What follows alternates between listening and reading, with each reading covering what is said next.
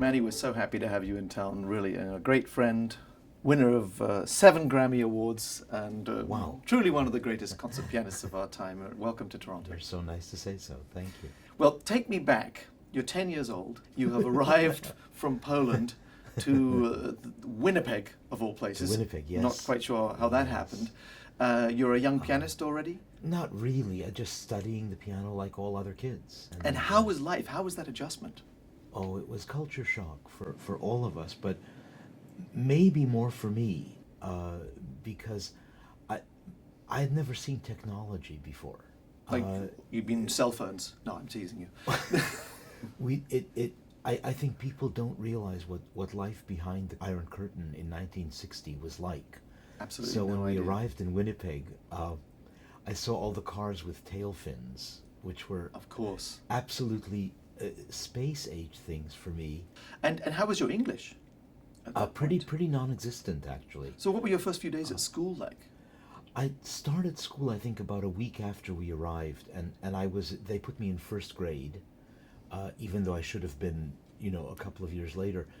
But at that age, it's incredible how you pick up the language. In 3 months, I was in my grade, in 4th grade. Incredible. Helps to have a great brain, of course. Well, but it was mainly because of television, other people talking, picking things up very quickly, and perhaps the fact that I'd had to learn. We had gone from Russia to Poland, in fact, so when I was 7. So maybe the idea of learning another language was not as foreign to me. So by the time you were 11, you were actually trilingual. You spoke Russian, Yeah, Polish? and since then I've lost all my Russian. My Polish is fluent, but my Russian Right, is because you gone. continued to speak Polish at home. At home, right? yes. Yeah, yeah. So the piano that played a major role, though, for you in those first couple of years when you were in Winnipeg. Sure. I was practicing, as a little kid, and I guess a fairly talented little kid. They had these competitions, which they still have, I think, in Canada. Absolutely. And I did well in the 18 and under category. At the age of 11. At the age of 11. Yeah, So I right. guess people thought, yes, you should probably continue with the piano. Right, and then you arrived at Juilliard just a couple of years later. Yeah, mainly because my parents just had to move to New York. My dad looked for work and was having trouble finding work in Winnipeg. He was a speech and voice therapist. At the time, a very new field. Of course. No work really to be had. You had to go to a big city, and we wound up going there. Another culture shock. Yes. Right. That was quite a change as well. I'm sure, and so the big city in the 60s, very exciting time. And I wound up going to Juilliard Prep. Right, and who was your as, teacher?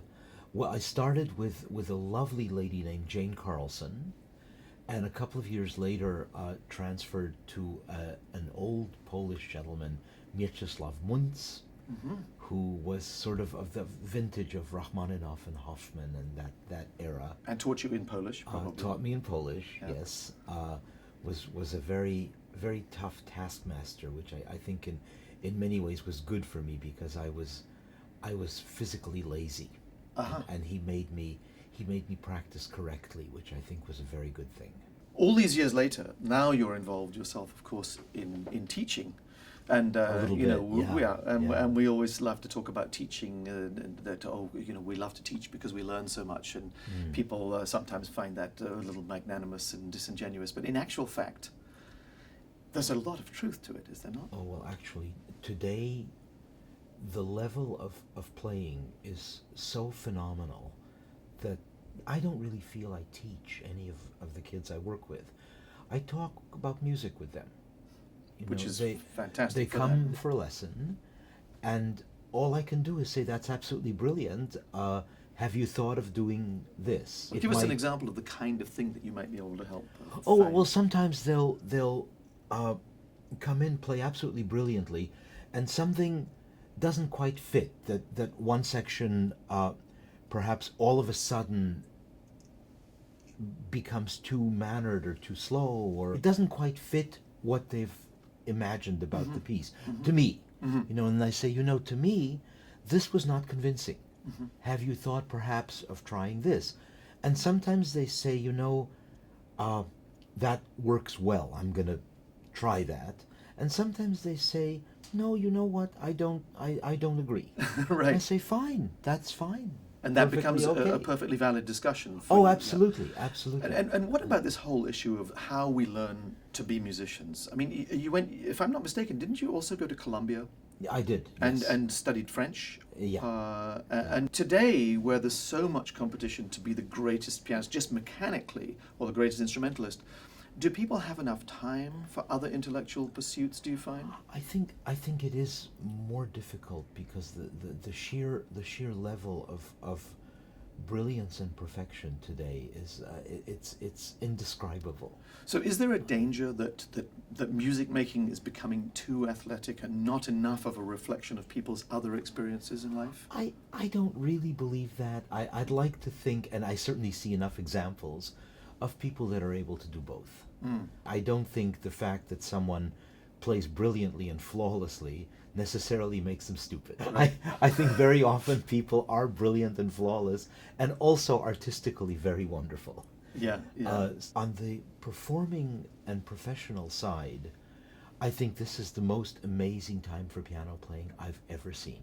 Interesting. And I mean, I really do literally believe that. Right. The one part that's maybe not great is that there's very often a gap, more and more of a gap, between the professional pianist and the person who simply studies the piano because they enjoy it. They're doctors, lawyers, athletes, whatever they are. Sometimes they've learned the piano and they like it, and they don't see the connection between someone like Maurizio Pollini playing the Chopin Etudes and them playing the piano. As you know, the Beethoven Triple Concerto was written for two professionals and an amateur. The pianist was the amateur, the Emperor of Austria, who was a very good pianist, and the part is not as difficult as, say, the Fourth Piano Concerto, but it has its spots, and it's playable by someone who practices. And you feel that connection should be stronger somehow? I would love for it to be stronger. I think, for me, it's very much like sports. If we didn't have people who swung a tennis racket, if we didn't have people who threw a ball around, we wouldn't have people going to the ballpark.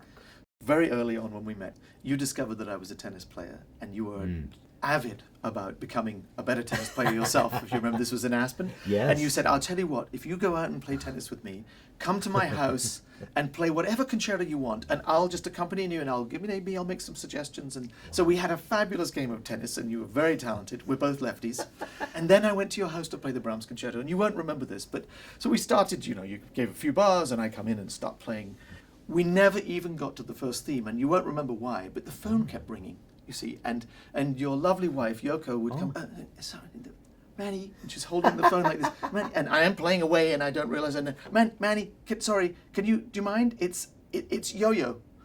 And I'm playing the beginning of the Brahms concerto, and Yo-Yo Ma's listening, and I'm thinking, this is great, fantastic. Okay, so then you talk to him for a couple of minutes. Oh, so sorry you come back.